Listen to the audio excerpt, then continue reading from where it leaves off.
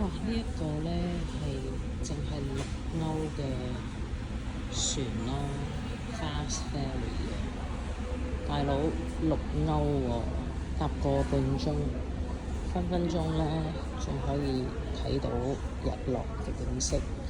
頭先我搭嗰個的士呢，搭咗我40歐啊，20分鐘咋，離晒譜啊！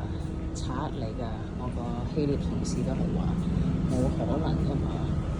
呢一個呢係冷氣啦，豪華座啦，咁但係大部分啲人呢都係喺出邊嘅，喺出邊有3層，咁就冇冷氣啦，但係就靠近啲出邊咯，睇景色咯，係啊，有 lift 㗎，見唔見㗎？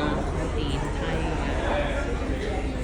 咁我嘅行李就擺喺呢一層，帶大家出去睇，曬死㗎啦！